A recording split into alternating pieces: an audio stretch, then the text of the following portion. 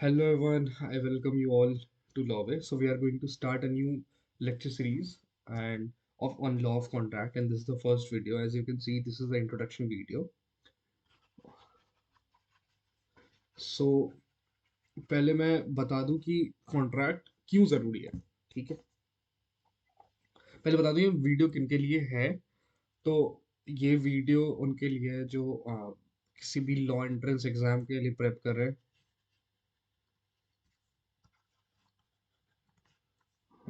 जिसमें CLAT, AILET और any one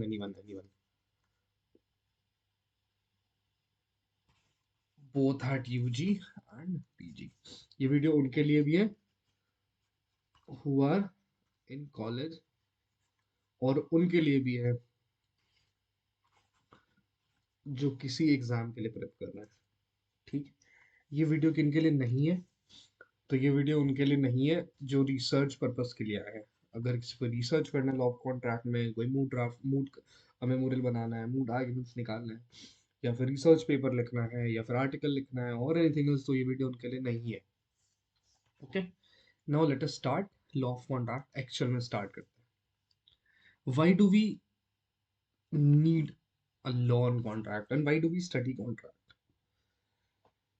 कभी आपने पेन खरीदा है और लेट्स से कभी ऑनलाइन ऑर्डर करा है स्विगी से या जोमेटो से,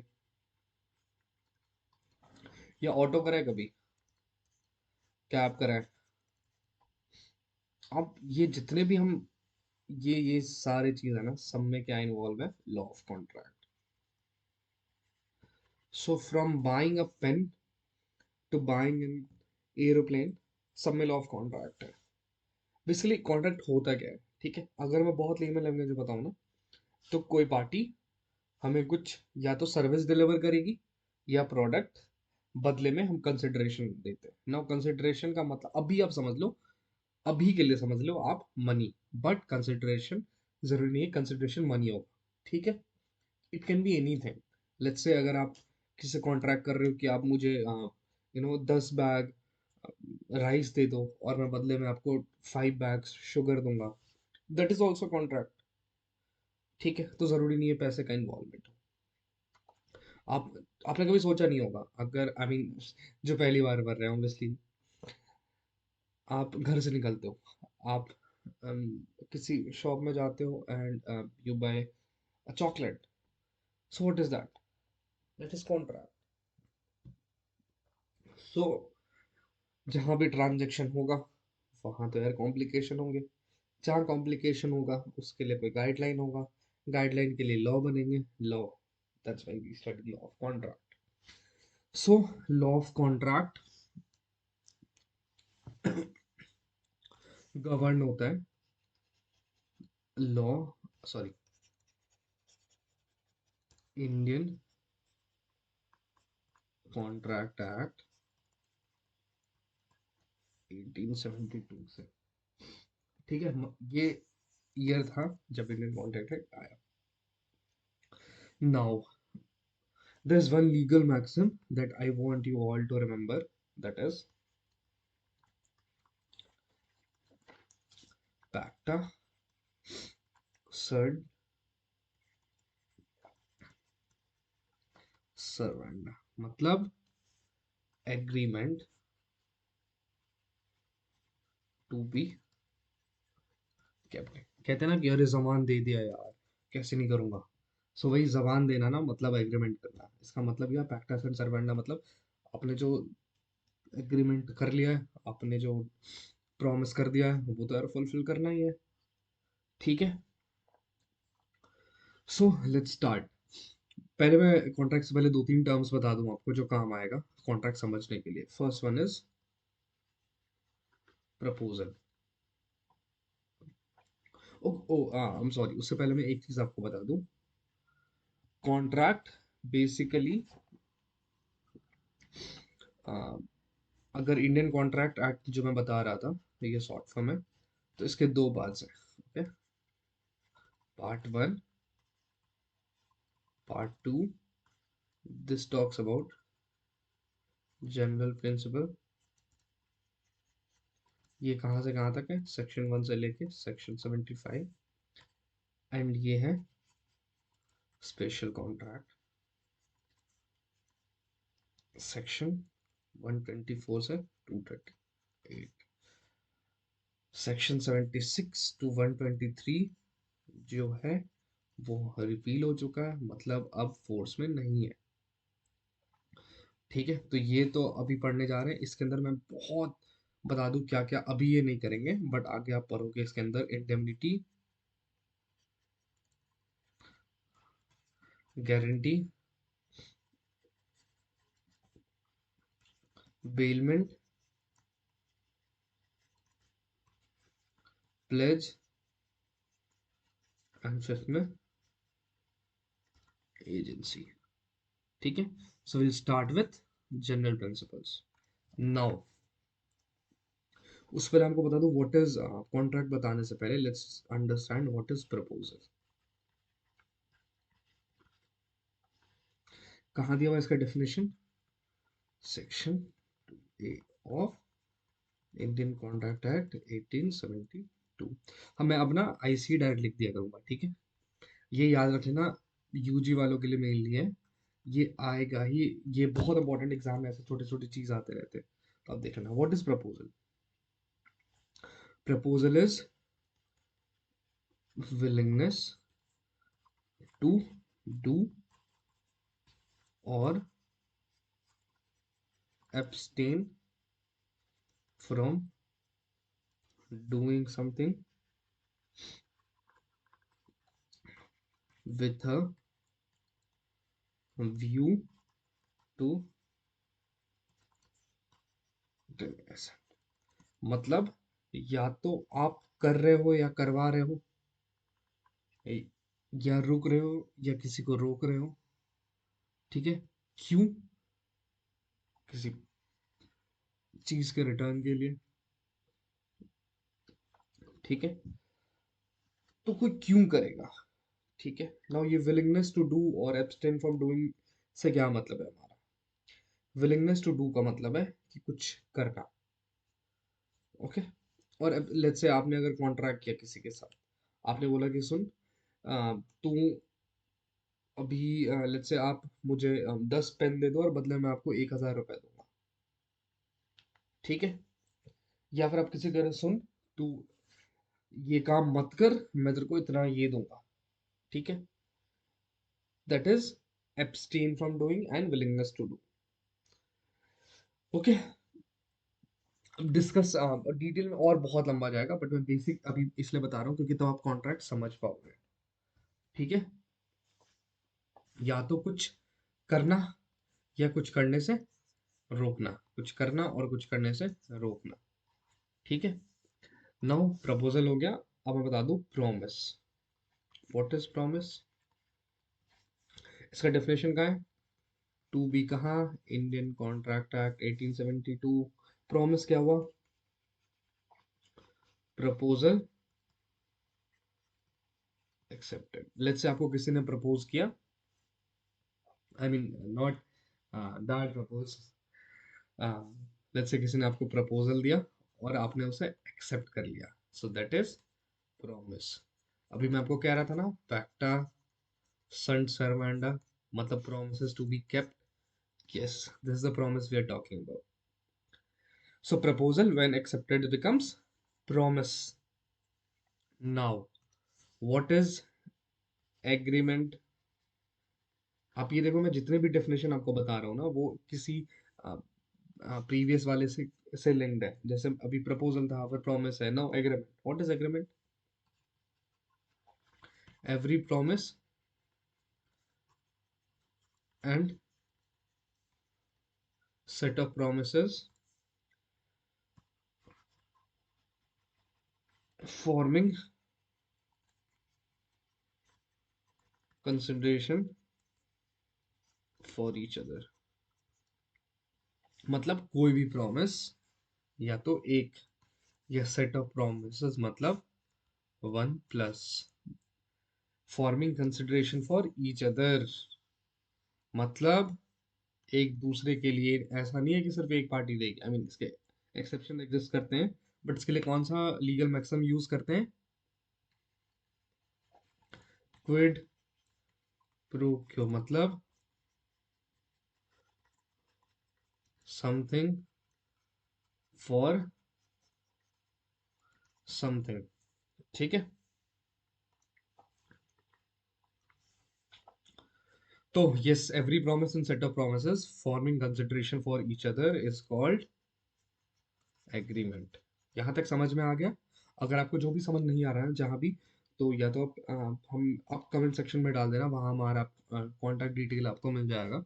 आप ईमेल कर सकते हो, मैं अभी व्हाट्सएप नंबर अभी तुरंत नहीं दूंगा, I am so sorry, but मैं दे दूंगा इवेंचुअली। ठीक है, क्योंकि we are currently I am working on that, कि मैं एक अच्छे से चैनल बना लेना चाहता हूँ जहाँ पे सारे डाउट्स क्लियर हो जाए। ठीक है, now let's move further and let's understand contract. Contract की डेफिनेशन कहाँ पे है? Section 2H of Indian contract act 1872। मतलब और क्या कहता है? Agreement enforceable by law. अब ये जो टर्म है ना, इनफोर्सेबल बाय लॉ, ये क्या है? एग्रीमेंट तो आपको समझ में आ गया होगा। अगर नहीं आया तो प्लीज एक बार ये एग्रीमेंट देख लो, फिर वीडियो पीछे कर कर फिर यहाँ पे आना। इसका मतलब है, इसका क्या मतलब हो रहा है? एग्रीमेंट प्लस इनफोर्सेबिलिटी, तो इक्वल्स कॉन्ट्रैक्ट। मतलब एग्रीमेंट तो इन्फोर्सेबल नहीं है, बट एग्रीमेंट जब इन्फोर्सेबल होता है तो कॉन्ट्रैक्ट होता है। इसको मैं एक वेन डायग्राम आपको बता दूं। लेट्स से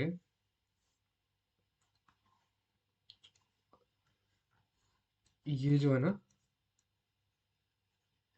ये है कॉन्ट्रैक्ट, और ये है, मतलब जितने भी कॉन्ट्रैक्ट्स हैं सारे एग्रीमेंट हैं जो इन्फोर्सेबल है, और जो एग्रीमेंट इन्फोर्सेबल नहीं है दैट इज नॉट कॉन्ट्रैक्ट। ठीक है, क्यों ऐसा कहा गया है और इन्फोर्सेबिलिटी क्यों जरूरी है? Why we discussing that? Let's say आपने, सॉरी, ए ने बी के साथ एग्रीमेंट कर लिया कि बी जो है ना वो सी को मार देगा, और बदले में ए उसको लेट्स से 1,000 रुपए देगा। अच्छा, कम है 1,000 रुपए? बहुत बेरोजगारी है, 500 में लोग मारने को तैयार हो जाएंगे। तो लेट्स से अगर बी ने मार दिया, अब ए कह रहा है मैं तुम्हें रुपए नहीं दे रहा। Can be go to court and say कि यार मैंने तो मार दिया, मेरा रुपए नहीं दे रहा? No, he can't. Why he can't?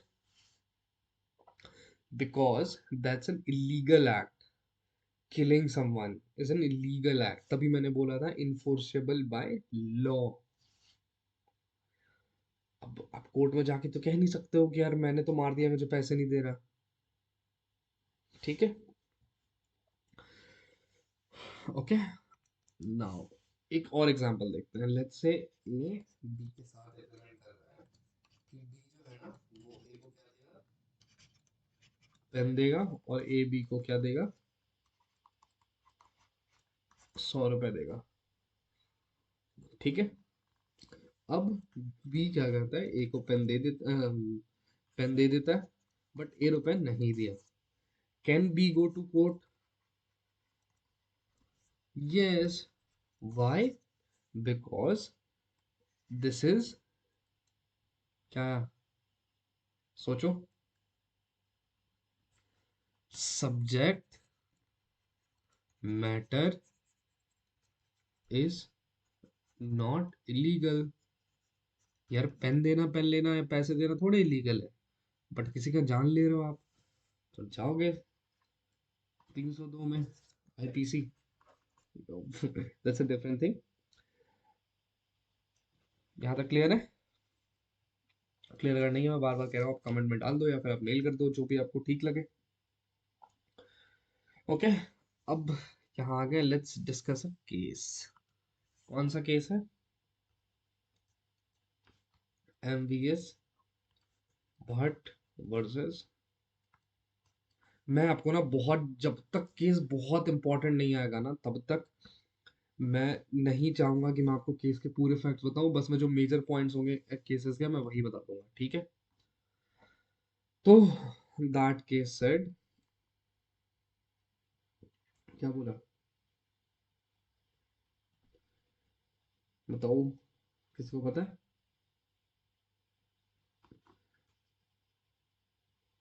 Understanding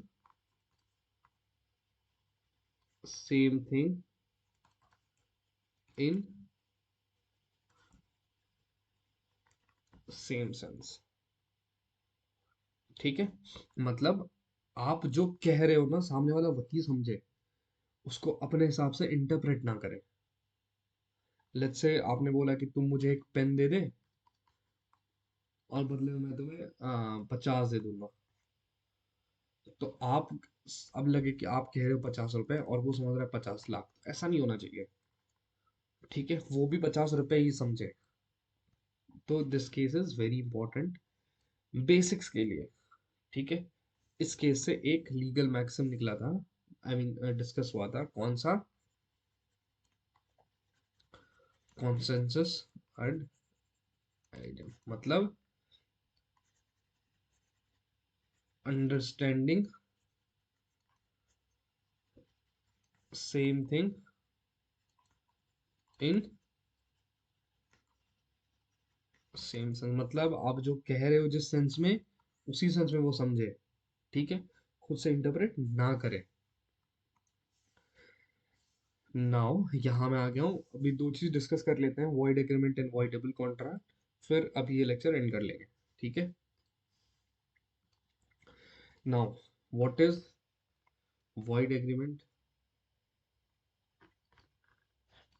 पहले तो मैं बता दूं ये कहाँ दिया हुआ है, section 2G of Indian contract में, ठीक है? मतलब किसको कहते हैं, अगर एग्रीमेंट प्लस इन्फोर्सिएबल है तो क्या हो जाएगा, कॉन्ट्रैक्ट। और अगर एग्रीमेंट प्लस नॉट इन्फोर्सिएबल है तो क्या हो जाएगा, void agreement. So void agreement is agreement that are not enforceable by law, clear? अगर इन्फोर्सेबल बाय लॉ नहीं है तो that will be void agreement, ठीक है? नाउ लेट्स मूव, मैं आपको लास्ट टॉपिक अभी समझा दे रहा हूँ, फिर essentials of valid contract next video में कंटिन्यू करेंगे। नेक्स्ट है हमारा voidable कॉन्ट्रैक्ट। ये कहाँ दिया हुआ है, section 2I of Indian contract act 1872। इसका मतलब है, अब देखो, ये ना, आप ये समझो, कॉन्ट्रैक्ट दो पार्टी में होती है, ठीक है? ये है वॉइडेबल, वॉइड वैलिड। एक बात मैं पहले बता दूं, वॉइड कॉन्ट्रैक्ट नाम का कोई चीज नहीं होता है, ठीक है? तो आप ये समझ लो नॉट इन्फोर्सेबल, ये समझ लो बस, ठीक है? नाउ ये जो वॉइडेबल है ना, ये एक पार्टी के हाथ में रहता है, अगर वो चाहे तो इसको वैलिड कर दे और वो चाहे तो इसको इन्फोर्सेबल नहीं होने दे। कैसे?